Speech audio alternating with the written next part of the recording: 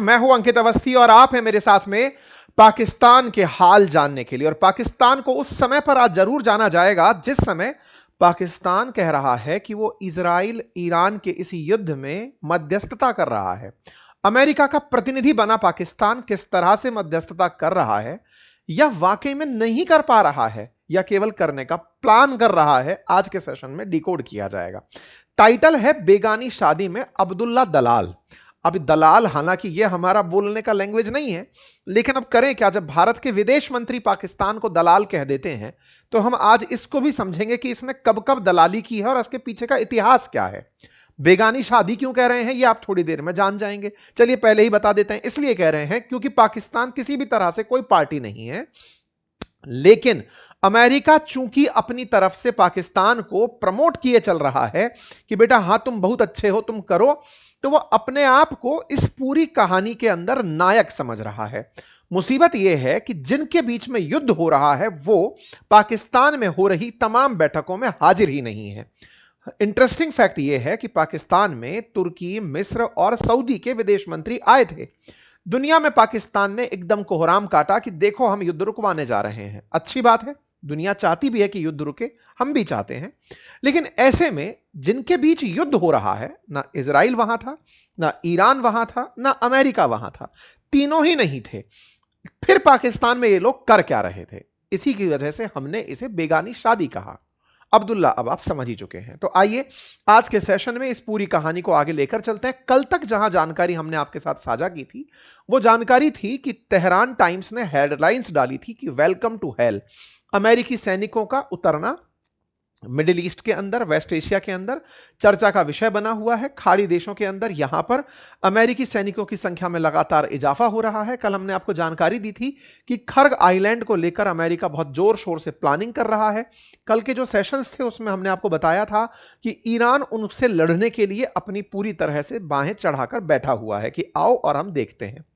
इधर की तरफ तो अमेरिका तैयारी कर रहा है खर्ग आइलैंड पर जाकर हमला करने की, वहीं दूसरी तरफ पाकिस्तान यूएस और ईरान के बीच में मध्यस्थता वाली बातें करवाने की भूमिका की स्थिति में है कि आओ हम अमेरिका और ईरान के बीच में बातचीत करवाएंगे, हम बनकर के वो जगह आएंगे जहां पर ये लोग बातचीत कर सकें। बातचीत कराने वालों को मध्यस्थ कहा जाता है, बिचौलिया कहा जाता है, अंग्रेजी में इन्हें आर्बिट्रेटर कहा जाता है, लेकिन हमारे देश ने इन्हें दलाल कहा। इसके पीछे हमारा अपना इतिहास है, हम वो भी आपको यहां पर बताएंगे। कुल मिलाकर ट्रंप जिसकी तरफ मुड़कर देखे वो असल में पाकिस्तान था, और पाकिस्तान के खिलाफ, पाकिस्तान के प्रति इनका जो ये रवैया था वो कितना संदेहास्पद हो सकता है, या वर्ल्ड की पीस को लेकर के, वैश्विक अनिश्चितता को लेकर के कितना मजाकिया हो सकता है, वो आपको आज के सेशन में डिस्कशन के दौरान प्रतीत हो जाएगा। ईरान इस बात को किस तरह से ले रहा है वो अंत में, आज का जब ये सेशन खत्म होगा उस समय तक प्रतिक्रिया स्वरूप आपके सामने आ जाएगा। आगे बढ़े उससे पहले एक छोटा सा अनाउंसमेंट कर लेते हैं। कल बड़ी संख्या में आप ही के बीच में से बहुत सारे लोगों ने हमारा वेबिनार जो हम हर संडे फ्री में आयोजित कर रहे हैं आर्टिफिशियल इंटेलिजेंस को लेकर के, वो ज्वाइन किया था। अब जो कल नहीं ज्वाइन कर पाए थे या फिर और ज्वाइन करना चाहते हैं, कुछ लोग ऐसे भी होंगे जो फर्दर अपडेटेड रहना चाहते हैं, उनके लिए इस रविवार को, आने वाले जो कमिंग रविवार है, इस पर हम वेबिनार करने जा रहे हैं। फ्री वेबिनार है जिसमें सिखाएंगे हम आपको आपकी प्रोफाइल बनाना, वेबसाइट बनाना, यानी कि कैसे आप वाइब कोडिंग से अपने लिए वेबसाइट बना सकते हैं। ये पूरी जानकारी आपको एक वेबिनार के अंदर मिल जाएगी। इस पूरे काम को आप यहां पर आकर सीख सकते हैं। वेबिनार ज्वाइन करने का लिंक कमेंट बॉक्स में पिन किया गया है, आप जाकर वहां पर उसे ज्वाइन कर लीजिए। कमेंट बॉक्स के अंदर आपको 5 अप्रैल के दिन होने वाली वेबिनार जो सुबह 11 बजे है, लाइव वेबिनार है, उसके लिए जाकर ज्वाइन कम्युनिटी, वो व्हाट्सएप कम्युनिटी वाला ऑप्शन है, उसे क्लिक करना है। अपनी डिटेल्स भर के आपको अपने आप ग्रुप में जोड़ दिया जाएगा। हर रविवार को हम इस तरह से चलते आ रहे हैं। अगले रविवार को आपके लिए जो खास रखा है वो मैंने अनाउंस कर दिया, आप जाएं और अपनी डिटेल्स भरकर उसे ज्वाइन कर लें। आइए साथियों, अपडेट में अगर बढ़ते हैं तो ट्रंप ने अपनी तरफ से ईरान के प्रति क्या मंतव्य रखा है, वो उन्होंने एक हवाई जहाज में, जनरली वो एयरफोर्स 1 की जब यात्रा कर रहे होते हैं तो पत्रकारों को सवाल के जवाब देते चल रहे होते हैं, और उन्हीं सवालों के जवाब में ट्रंप ने फाइनेंशियल टाइम्स को इंटरव्यू में बयान देते समय कहा कि ईरान का तेल वो अपने कंट्रोल में लेना चाहते हैं। उन्होंने कहा कि सच कहूं तो मेरी पसंदीदा चीज है ईरान का तेल लेना। इस पर कब्जे के लिए अमेरिका के पास कई विकल्प हैं। यानी कि हमने जो एक सेशन आपको कल साझा किया खर्ग आइलैंड का, उस वाली बात को ट्रंप ने अपनी तरफ से कंफर्म कर दिया और कहा, कुछ लोग कहेंगे कि मैं ऐसा क्यों सोचता हूं या क्यों कर रहा हूं, लेकिन वे बेवकूफ हैं। हो सकता है हम खर्ग द्वीप ले लें, हो सकता है कि ना भी लें। ऐसा कहकर ट्रंप ने, जो आपने कल एक सेशन सुना था कि पगला गए हैं ट्रंप, वो जो मैडमैन वाली थ्योरी है उसको सही प्रतीत कर दिया। मतलब एक तरह से ले भी सकते हैं, नहीं भी ले सकते हैं। किस आइलैंड की बात हो रही थी? इस आइलैंड की। अगर आपने कल वाले सेशन नहीं सुने हैं, प्लीज उन्हें जाकर सुन लीजिएगा। हमने डिटेल में चर्चा की है कि ईरान का 90% तेल इस ही आइलैंड से एक्सपोर्ट होता है। तो जिस आइलैंड से तेल एक्सपोर्ट होता है, उस आइलैंड को कब्जाने की बातें की जा रही हैं। मुझे नहीं लगता कि उनके पास कोई खास सुरक्षा है, हम इसे बहुत आसानी से ले सकते हैं। ट्रंप ने आइलैंड पर अपनी प्रतिक्रिया कुछ इस प्रकार से दे दी। कल ही आपने अपने सेशन सुने थे। आज के दिन सुबह 30 मार्च के दिन सुबह सुबह के आप ये न्यूज सुन रहे हैं जो मैं आपके साथ साझा कर रहा हूं। इन्होंने अपनी तरफ से जानकारी पूरी तरह कंफर्म कर दी। इनसे पत्रकारों ने ये सारे सवाल पूछ लिए। अमेरिका का मानना है कि ईरान में सत्ता परिवर्तन का लक्ष्य जो हम चाहते थे वो हासिल हो सकता है, हो चुका है। आप देखें, पहले ही शासन परिवर्तन हो चुका है। पहला शासन पूरी तरह खत्म और नष्ट हो चुका है, वे सभी लोग मारे गए। दूसरा शासन भी लगभग खत्म हो चुका है। तीसरे शासन में हमने ऐसे लोगों से बात कर रहे हैं जिनसे पहले कभी बात की ही नहीं गई। तो ऐसे में अभी फिलहाल की स्थिति इन्होंने बता दी। इन्होंने कहा जो शासन बहुत खराब था, बहुत बुरा था, दूसरा जिसे नियुक्त किया गया था, वे सब अब खत्म हो चुके हैं और मारे जा चुके हैं। केवल एक व्यक्ति बचा है जिसमें शायद थोड़ी जान बाकी है। ये खमनेई के बेटे की बात कर रहे थे कि सबको खत्म कर दिया, अब कुछ बचा नहीं है।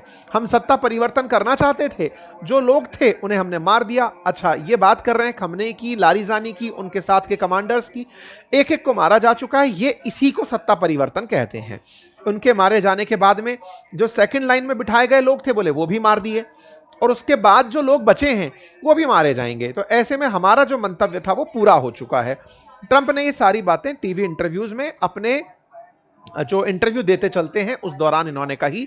इन्होंने इनसे जितने भी सवाल पूछे गए कि सर ईरान का एक 15 सूत्रीय प्लान निकल कर आया है, उन्होंने कहा हाँ कुछ तो पॉइंट हमारे सामने आए हैं, लेकिन अभी ट्रंप के मन में है कि वो तेल के ऊपर कब्जा कर लें। इन्होंने पूरी तरह से अपनी बातें यहां पर रख दी। कुल मिलाकर ये खर्ग आइलैंड लेना चाहते हैं, ये बात इन्होंने खुद कबूल ली। और ऐसे में ये बात तब निकल कर आई जब 29 और 30 तारीख के दिन 4 देश, या फिर कहिए तो 3 देश के प्रतिनिधि पाकिस्तान में मिलने आए हुए थे। जहां पर 3 देश के प्रतिनिधि विदेश मंत्री बनकर के विदेश मंत्री पाकिस्तान में युद्ध रुकवाने के लिए आए हुए थे। उस समय ट्रंप कह रहे थे कि हम खर्ग आइलैंड लेना चाहते हैं। युद्ध विराम की बात करने आए थे लोग, लेकिन ट्रंप ने कहा कि हम वो द्वीप चाहते हैं। तो ये था क्या? हो सकता है कि ट्रंप की ये प्रेशर टेक्निक हो सकता है कि ट्रंप इस माध्यम से ईरान को प्रेशराइज करने का प्रयास कर रहे हो कि आप मान जाओ, अदरवाइज हम आपसे आपका आइलैंड वापस ले लेंगे। लेकिन इंटरेस्टिंग था, इस पूरी बातचीत में ईरान की तरफ से एक सिपाही भी शामिल नहीं हुआ। तब ईरान की तरफ से अगर कोई शामिल नहीं हुआ, तो फिर इस पूरी बेगानी शादी में ट्रंप का प्रेशर अल्टीमेटली काम किसके आया? अल्टीमेटली इन दोनों को ट्रंप ने क्यों मुख्य भूमिका में पहुंचाया? कुछ दिनों पहले मैंने आपके सामने एक जानकारी साझा की थी और कहा था कि पाकिस्तान मदद के लिए आगे आया है। पाकिस्तान ने कहा है कि वो मध्यस्थता करना चाहता है। वो 15 सूत्रीय पॉइंट लेकर निकल के आया था ईरान के, कि ईरान ये मांग करता है साहब। जब ये जानकारी आई थी तब हमने आपके सामने ये सेशन बनाया था। 24 मार्च की ये जानकारी थी जब शहबाज शरीफ ने कहा था कि वो अमेरिका ईरान के बीच में मध्यस्थता करने वाले हैं। तो ट्रंप ने इनकी इस बात को रीट्वीट कर दिया था और इस तरह से शो किया था कि हाँ भाई शहबाज शरीफ, तुम बढ़िया कर रहे हो, आगे बढ़ो और हम आपसे मिलने के लिए अमेरिकी उपराष्ट्रपति को भेजेंगे। सवाल है, अमेरिकी उपराष्ट्रपति बीते बृहस्पतिवार को आने वाले थे, नहीं आए। क्यों नहीं आए? क्योंकि ईरान असल मायने में टेबल पर बैठने के लिए तैयार ही नहीं हो रहा है। ऐसे में ईरान पर प्रेशर क्रिएट करने के लिए ये जो बाकी देश हैं, ये आपस में पाकिस्तान के साथ मुलाकात कर रहे हैं